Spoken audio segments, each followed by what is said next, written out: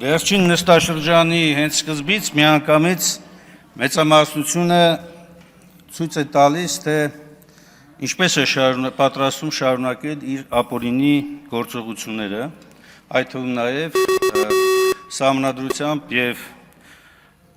օրենքներով նախատեսված լիազորությունները չարաշահելով։ Ուզում եմ արձանագրել երկու կարևոր հանգաման։ Նախընթաց ամբողջ ժամանակահատվածում դուք վերից վար ոտնահարելով սահմանադրական կարգավորումները ոչ միայն արհամարել եք ժողովրդի վստահության այն քվեն, որ տրված են ընդդիմությանը, այլ նաև ամեն ինչ արել եք, որպեսզի երկրում ընդդիմությունը չօգտվի իր բոլոր կամ ոչ բոլոր անգամ նվազագույն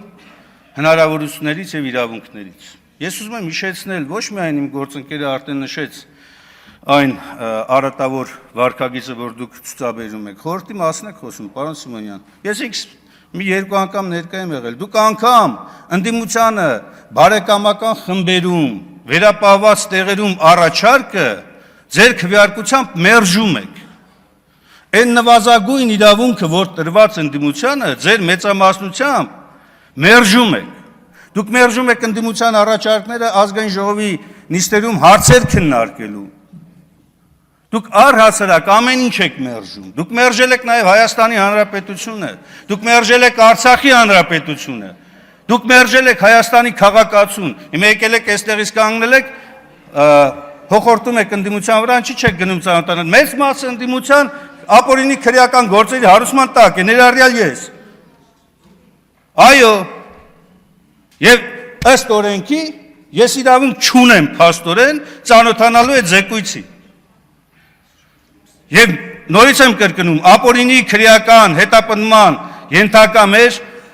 գործընկերների մասով։ Հիմա դուք հոխորտում եք ում վրա, հոխորտացեք իրավապահ մարմինների վրա, որ նման ապօրինություններ չանեն։ Հոխորտացեք ձեր գործընկերների վրա, որ արհեստական թեմաներ են գեներացնում։ Հոխորտացեք Նիկոլ Փաշինյանի վրա, որ հարձակում է գործել սահմանադրությամբ պաշտպանվող հայ առաքելական Սուրբ եկեղեցու վրա։ Հոխորտացեք այդ ուղղությամբ, ոչ թե ընդդիմության վրա։ Այո, վերջին նստաշրջանն է եւ ես հույս ունեմ, որ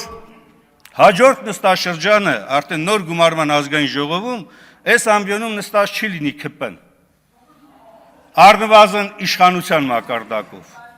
նստած չի լինի, որպեսզի սահմանադրական կարգը վերականգնվես երկրում, մեր երկրում։ Դուք տապալել եք։ Իսկ ինչ վերաբերում է զեկույցը օրակարգում չընդգրկվելուն, շատ ճիշտ է, որ չի ընդգրկվել։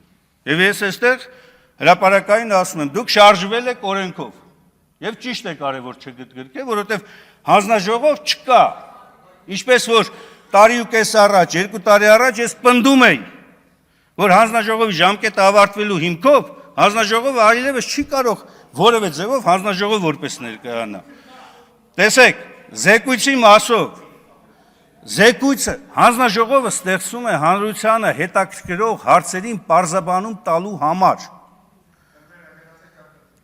Հանրությանը պարզաբանում տալու համար։ Հանրության մոտ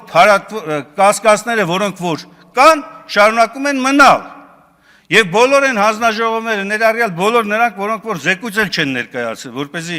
չասեք, բա այն մյուս հանձնաժողովներն ուր են։ Հանրության մոտ այս կասկածները չեն փարատվել։ Վերջ, սա է արձանագրումը։